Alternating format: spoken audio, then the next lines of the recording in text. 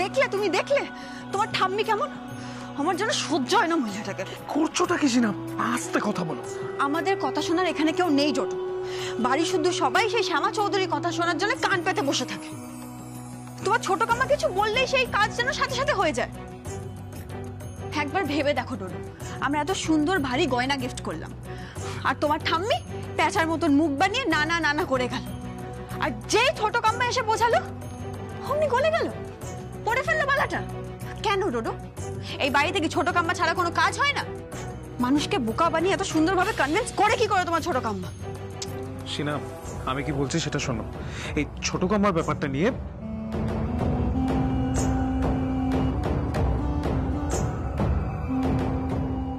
আমার জীবনটা ওই কৃষ্ণকলি শ্যামা চৌধুরী নষ্ট করে দিয়েছে। তোর মায়ের, তোর সবার জীবন ধ্বংস করেছে ও। তোকে এর প্রতিশোধ নিতে হবে সিঞ্জিনী মা, নিতেই হবে। রমেন দাসের নাম যেন না ভোলে কৃষ্ণকলি, মনে রাখিস। আমার মা আমাকে বলেছে এই কথা। আমার মা আমাকে কখনো মিথ্যে কথা বলেনি। তোমার এই মিথ্যে ভালো মানুষের জালে জড়িয়ে সেও তো কম ভোগেনি শ্যামা চৌধুরী। তোমার দোষে আমার ছোটবেলা নষ্ট হয়েছে, তোমার জন্য আমি প্রতিহিংসা পরায়ণ হয়েছি, তোমার জন্য এই সিনার জন্ম হয়েছে। শেষ তো আমি তোমাকে করবই কৃষ্ণকলি।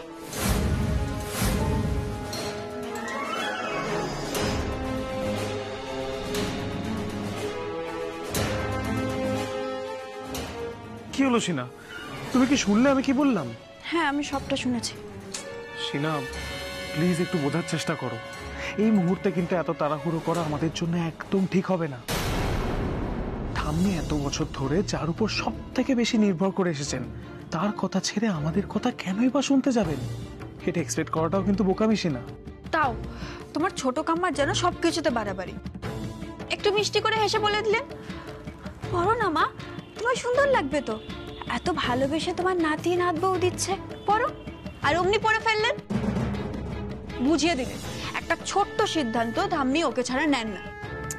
প্লিজ সিনা, ছোট কাম্মার সঙ্গে কম্পিটিশন করতে যেও না, পারবে না। এর চেয়ে বেটার তুমি যেটা ফার্স্টে ভেবেছিলে সেটাই করো। ঠাম্মির প্রিয় সবকিছুকে গুরুত্ব দাও, ঠান্ডা মাথায় ডিল করো, মন জয় করো। সিনা দেখো, আমি ভাবতাম তুমি সবকিছু খুব কুললি ডিল করতে পারো, তাই কিন্তু আমি এত বড় একটা রিস্কি গেম খেলতে গেছিলাম। কিন্তু তুমি যদি এভাবে মাথা গরম করো তাহলে কিন্তু এনিওয়ে লিভ ইট। সিনা, সময় বুঝে কোপটা মারো বেবি। লুক ডোডো, আমি না কচ্ছপের গতিতে এগোই না। কোপ তো আমি মারবই, সেটাও খুব তাড়াতাড়ি, পুজোর পরেই।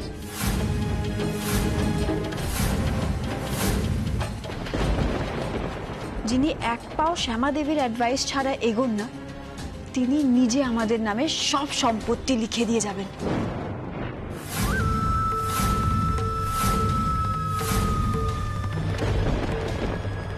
যাবেন? কোথায় যাবেন? নাটকের শেষ দৃশ্য তো হবে বিজয়া দশমীতে, তখন দেখো কোথায় যাবে সুজাতা চৌধুরী। শ্যামা দেবী তখন বুঝতে পারবেন শাশুড়ি মাকে কন্ট্রোলে রেখে আখড়ে ওনার কোনো লাভ হলো না।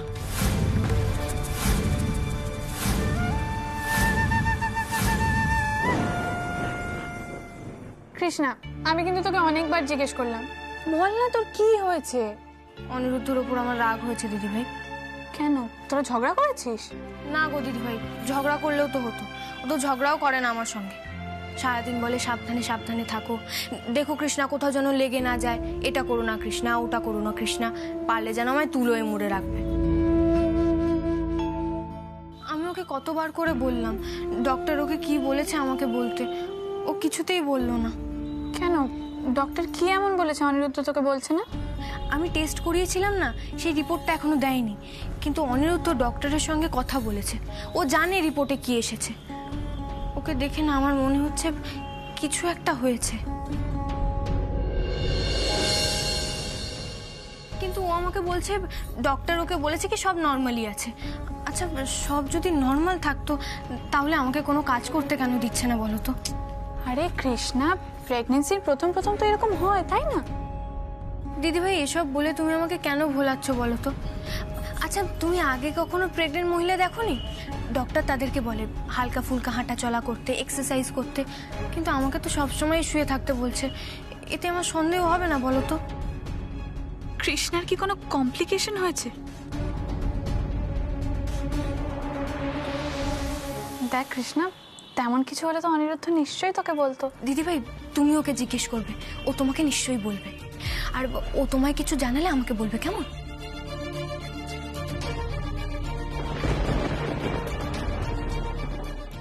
কি এমন কি গোপন কথা হচ্ছে দুজন বোনের? আর কৃষ্ণা, মা তোমাকে খেতে বলেছিলেন, তুমি কেন বলেছো তুমি খাবে না? এই নাও, আমি তোমার জন্য স্যুপ নিয়ে এসেছি, খেয়ে নাও। দিদিভাই, তোমার জন্য যে খাবারটা বানিয়েছে তুমি সেটা খেয়ে নাও।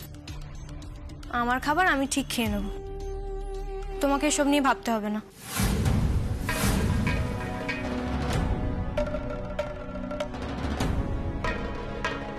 কৃষ্ণা, কৃষ্ণা রাগ করছো কেন? অ্যাটলিস্ট খেয়ে যাও।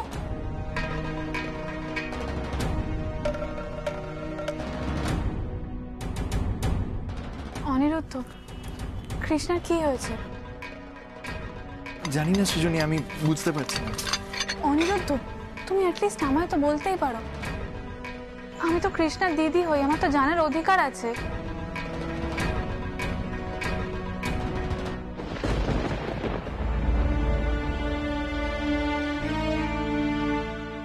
কি হলো অনিরুদ্ধ, বলো না।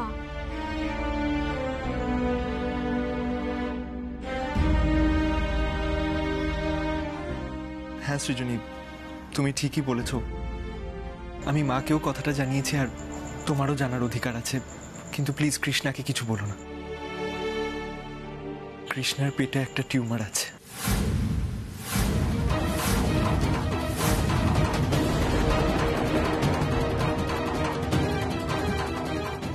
অনিরুদ্ধ, কৃষ্ণা বাঁচবে তো? ডাক্তার এক্স্যাক্টলি কি বলেছে আমাকে বল, আমি আর সহ্য করতে পারছি না এসব। না না না সৃজনী, তুমি এরকম করে কেন বলছো? কৃষ্ণা বাঁচবে, অফকোর্স। তুমি এরকম করে বললে কৃষ্ণা তো ভয় পেয়ে যাবে, তাই আমিও কৃষ্ণাকে বলিনি।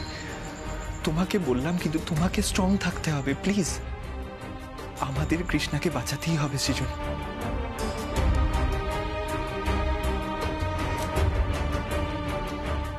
কৃষ্ণা বেঁচে থাকবে, আর আমাদের সন্তানও এই পৃথিবীতে আসবে। এই আশা আমি কিছুতেই ছাড়ব না।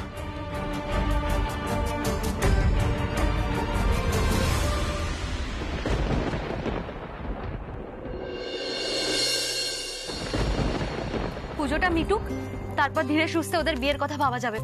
মানে তোমাদের তো গা ছাড়া ভাব কেন বলতো? মেয়েটা এই সংসারে থাকার জন্য একটা অফিসিয়াল স্বীকৃতি চাইছে, সেটা দিতে প্রবলেম কোথায়? আর তাছাড়া শ্যামা তো বলেছিল পুজোর পরপরই নাকি ডোডো আর সিনার বিয়ে দেবে। আমি একটা কথা বলবো, কিছু মনে করো না। ওরা তো ওদেশে এত বছর ধরে একসঙ্গেই থাকতো, কই আমাদেরকে তো কিছু জানায়নি।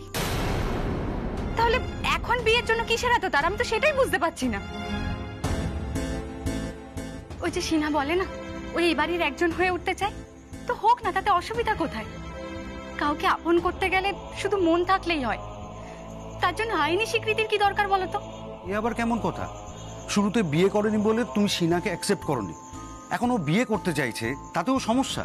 হ্যাঁ, তোমরা পারো বটে। তুমি বুঝতে পারছো না। কার সমস্যা? বর্দিদির? তার মানে কি বর্দিদিও আমার মতোই সিঞ্জিনীকে সম্পূর্ণ বিশ্বাস করতে পারছে না? সিঞ্জিনীর কথাবার্তা, আচার ব্যবহারের মধ্যে একটা অদ্ভুত চালাকি রয়েছে। মনে হয় যেন ও যা করতে চায় তার ঠিক উল্টোটা বলে। এটা ঠিক মেনে নেওয়া যাচ্ছে না।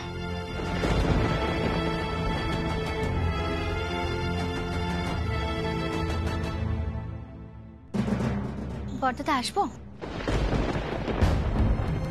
হ্যাঁ এসো শ্যামা। শ্যামা, কোনো দরকার আছে? এই 5 দিন তো তোমাকে পাওয়াই যাবে না। তুমি বলো না কি করতে হবে, আমি করে রাখবো। বড়দিদি, মায়ের খেয়াল রাখতে হবে কিন্তু। তুমি এসব নিয়ে একদম চিন্তা করো না, মায়ের খেয়াল আমি নিজে রাখবো। বলছি বর্দাদা, আপনার সঙ্গে আমার কিছু কথা ছিল। হ্যাঁ বলো না, সংকোচ করছো কেন? বলছি বর্দাদা, দেখুন এখন তো আমরা সবাই জানি যে আমাদের সব প্রপার্টির মালিক মা। তো আমার মনে হয় না এই যে আমাদের পাওয়ার অফ অ্যাটর্নি ব্যাপারটা ছিল সেটার এখন আর কোনো দরকার আছে। কেন? সেটা মা দেবে এবার থেকে, নইলে ডোডো সিনা আমাদের আরো বাচ্চারা কাজ করবে কি করে? অর্থাৎ আমি এটাই বলতে চাইছি যে কোম্পানির যে কোনো সিদ্ধান্তে, ছোট হোক বড় হোক, যে কোনো সিদ্ধান্তে যেন এবার থেকে মায়ের পারমিশন নেওয়া হয়। বা আমরা তো এটাও রুলস বানিয়ে দিতে পারি যে মায়ের সিদ্ধান্ত ছাড়া বা মায়ের সাইন ছাড়া কোনো কিছু হবে না।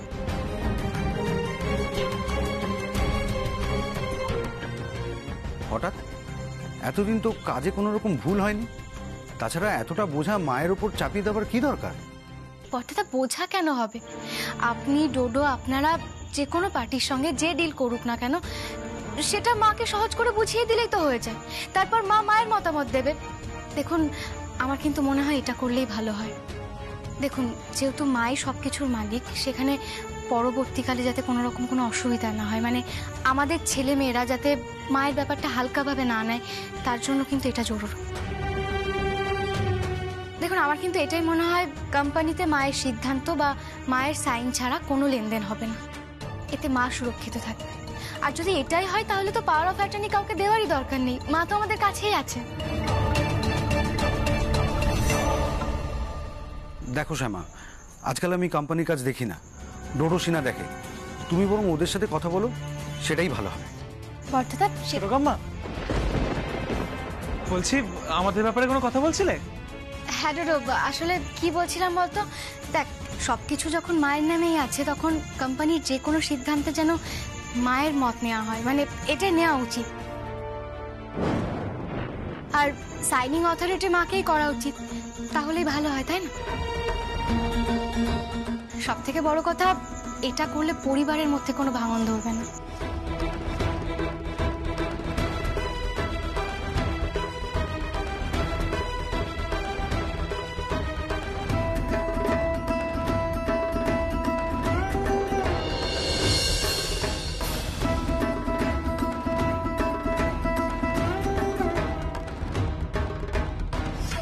হঠাৎ এরকম প্ল্যান কেন করলো শ্যামা চৌধুরী? আমাদের মাথায় কি চলছে, আমরা কি প্ল্যান করছি, সবটা কি ধরে ফেললো? তুমি বুদ্ধিমতী মহিলা, ধরে ফেলতেই পারো, কিন্তু আমি তোমাকে কিছু করতে দেব না। আমাদের ধরা তোমার কম্য নয়।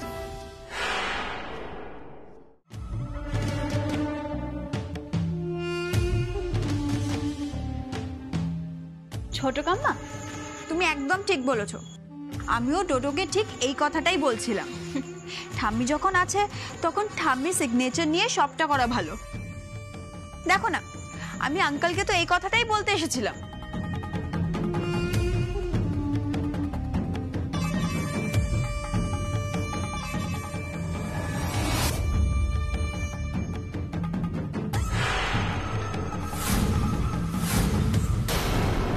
যাকে সিঞ্জিনি, ডোডো দেখো অনেক রাত হয়েছে, যাও নিজেদের ঘরে যাও। হ্যাঁ ছোট কাম্মা, যাও। চলো সিনা। চল বলছি, বলছি আপনি তাহলে ঘরে যান। হ্যাঁ,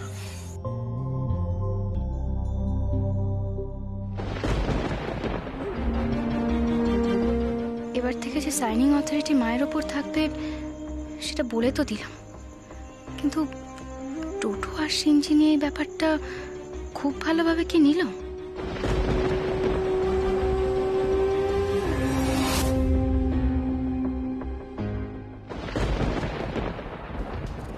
তোমার ছোট কাম্মা না একটা বিষাক্ত মানুষ, দেখলে? যেই আমরা ঠাম্মিকে বালা গিফট করলাম, ঠাম্মির সাথে দুটো হেসে কথা বললাম, অমনি তোমার ছোট কাম্মা ভেবে নিলেন যেহেতু এখন সব কিছু ঠাম্মির নামে, আমরা দুজন মিলে ঠাম্মিকে পটানোর চেষ্টা করছি। আমি না এই ভয়টাই পাচ্ছিলাম, জানো তো। আমরা এখন কোম্পানির সব দায়িত্ব সামলাচ্ছি, তার সাথে সাথে ঠাম্মিকে ইম্পর্টেন্স দিচ্ছি, সেটা তোমার ছোট কাম্মার সহ্য হলো না। অমনি ছোট কাম্মা ভেবে নিলেন যে আমরা দুজন লোভী মানুষ। সিনা, লোভী তো আমরা বটেই, সেটাকে আমরা অস্বীকার করতে পারি? উফ, তুমি থামো তো। দেখো, তোমার ছোট কাম্মা যদি আমাদের উপর সন্দেহ করে, আমাদের ইন্টেনশন জেনে যান যে আমরা দুজন মিলে কোনো ঘোট পাকাবার চেষ্টা করছি, তাহলে কিন্তু উনি সতর্ক হয়ে যাবেন, যে করেই হোক আমাদের কাজটা আটকে দেবেন। ডোরো, তুমি বুঝতে পারছো আমি কি বলছি? একেবারে যে বুঝতে পারছি না তা কিন্তু নয় সিনা। আমার ছোট কাম্মা একজন কঠিন মহিলা, সেটা কিন্তু আমি তোমার চেয়ে ভালো জানি। ডোডো, তুমি যখন জানো এরকম ঝিমিয়ে আছো কেন? দেখো ডোডো, প্রয়োজনে আমাদের শত্রুদের আমাদেরই অ্যাটাক করতে হবে। কৃষ্ণকলি চৌধুরী যদি বেশি বাড়াবাড়ি করে আমাদের রুখে দাঁড়াতে হবে। কোনোভাবে কোম্পানি বাড়ি কোনো কিছুরই কন্ট্রোল ছাড়া যাবে না, বুঝতে পারছো? সিনা, তুমি তো ঘাবড়াচ্ছ কেন বলো তো? আমরা আমাদের প্ল্যান অনুযায়ী তো কাজটা করবই। আমাদের ঠাম্মির সাইন নিয়ে কথা, তাই তো? সে ভয়ই হোক বা স্বেচ্ছায় হোক, ঠাম্মি যদি সবকিছু আমাদের নামে লিখে দেয় তাহলে কি ছোট কাম্মা কিছু করতে পারবে? পারবে না। আর এমনি যদি সবকিছু আমাদের নামে হয়ে যায় তখন সবাইকে বাড়ি থেকে বার করে দেবো। শুধু মা বাবার কথা একবার ভেবে দেখবো, ওদেরকে জিজ্ঞেস করবো যে ওরা কোথায় থাকতে চায়। না পোষালে ওদেরও বার করে দেবো।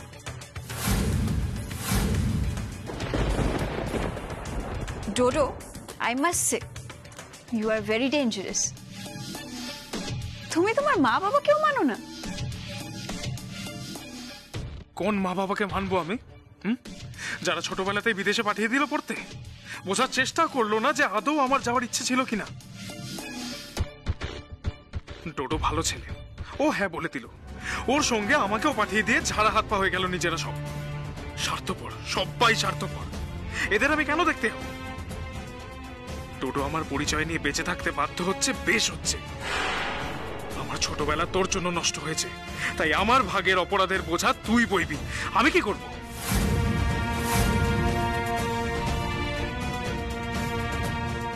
ডোডো, দেখো তুমি কি ভাবছো আমি জানি না, কিন্তু যে করেই হোক এই পুজোর মধ্যে ঠাম্মির সব প্রপার্টি আমাদের নামে করতে হবে।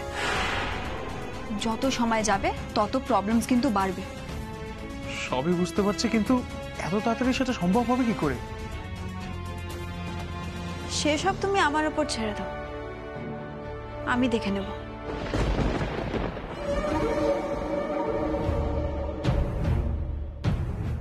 Whatever, আমি একটু আসছি। ওকে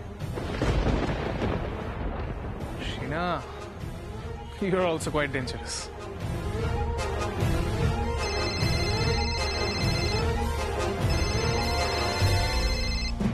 এ আবার আমাকে এখন কল করছে কেন? হ্যালো, হ্যাঁ হ্যাঁ বলো বলো, কি হয়েছে? কি কি প্রবলেমটা কি হয়েছে বলবে তো? হ্যাঁ হ্যাঁ আমার ভাই, কি হয়েছে? মোটরে গেছে নাকি? আরে বাবা ক্লিয়ারলি বলো, হয়েছেটা কি? হোয়াট?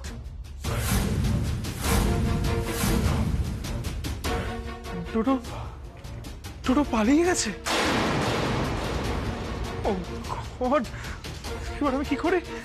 আচ্ছা আচ্ছা, ও যদি বিদেশ থেকে কোন রকম ভাবে বেরোতে পারে তাহলে তো ডিরেক্টলি এখানেই আসবে। ভগবান, এবার আমি কি করব?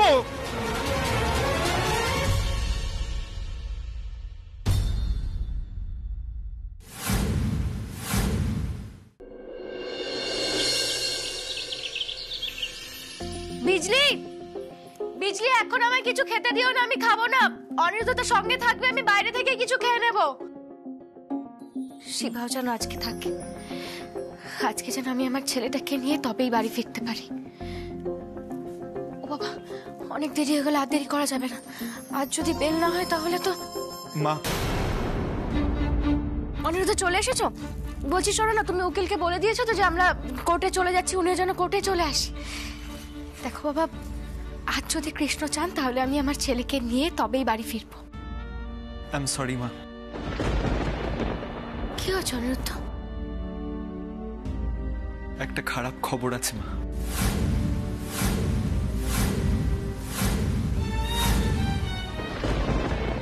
খারাপ খবর? অনিরুদ্ধ, কি হয়েছে বলো তো? মানে ওনারা কি আজকে শিবাকে কোর্টে তুলছে না? দেখো, যদি এটা না হয় তাহলে তো ওনাদের সঙ্গে কথা বলতে হবে। দুদিন পরে পুজো শুরু হয়ে যাবে, কোর্ট বন্ধ হয়ে যাবে। না না, এটা করতে দিলে চলবে না। তুমি এক কাজ করো না বাবা, একবার উকিলের সঙ্গে কথা বলো না। দাঁড়াও, আমি একবার কথা বলছি। এটা কি করে হয় বলো তো? দুদিন পরে যদি কোর্ট বন্ধ হয়ে যায় তাহলে তো। প্লিজ আমার কথাটা শুনুন, উকিলকে ফোন করে কোনো লাভ নেই। কেন? উনি লাস্ট মোমেন্টে পিছিয়ে গেছে। কি কি বললে তুমি? হ্যাঁ মা, আমরা ঠকে গেলাম। যে লয়ারের ওপর আপনি এত ভরসা করছিলেন উনি লাস্ট মোমেন্টে আমাদের কেসটা থেকে পিছিয়ে গেছে। উনি বলছেন উনি আমাদের কেসটা লড়তে পারবেন না।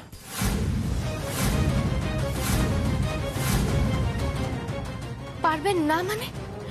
তোমার সাথে কখন কথা হলো? এটা তোমাকে কখন বললেন? অনিরুদ্ধ, তুমি তোমাকে কিছুই বললে না। মা, আমি সকাল থেকে ওনাকে অনেকবার ফোনে ট্রাই করছিলাম, কিছুতেই পাচ্ছিলাম না। তারপরে উনি আমায় টেক্সট করলেন যে ওনার পক্ষে আমাদের কেসটা লড়া সম্ভব না। সম্ভব হবে না বললেই হলো? ওনার আজকে এসে মনে হচ্ছে যে উনি শিবার হয়ে কেসটা লড়তে পারবে না, কিন্তু কেন হঠাৎ করে ওনার এরকম মনে হওয়ার কারণটা কি বলো তো? দাঁড়াও, আমি নিজে একবার ওনার সঙ্গে কথা বলবো। মা, ওনাকে ফোন করে কোনো লাভ নেই। ওনার টেক্সট পেয়ে আমিও তো ওনাকে রিপ্লাই করেছিলাম যে আপনি এরকম করতে পারেন না। তখন উনি বললেন আমি খুব দুঃখিত, কিন্তু আমি কিছুতেই পারবো না। আমি তখন কলও করেছিলাম, কিন্তু ওনার ফোন সুইচড অফ। কিছু তো একটা গন্ডগোল হয়েছে মা। আমার মনে হচ্ছে এই লাস্ট মোমেন্টে ওনাকে পিছিয়ে যাওয়ার জন্য কেউ বাধ্য করেছে, যাতে লয়ার না থাকার কারণে শিবার বেলটা আজকে আটকে যায়। কিন্তু অনিরুদ্ধ, কেউ কেন বাধ্য করবে বলো তো? শিবার এরকম শত্রু কে হতে পারে? না না, তুমি যাই বলো না কেন, আমি নিজে একবার ফোন করে দেখি যে কি বলতে চান উনি। আপনি যে নম্বরে কল করেছেন সেটি এখন সুইচড অফ আছে। এখনো সুইচড অফ?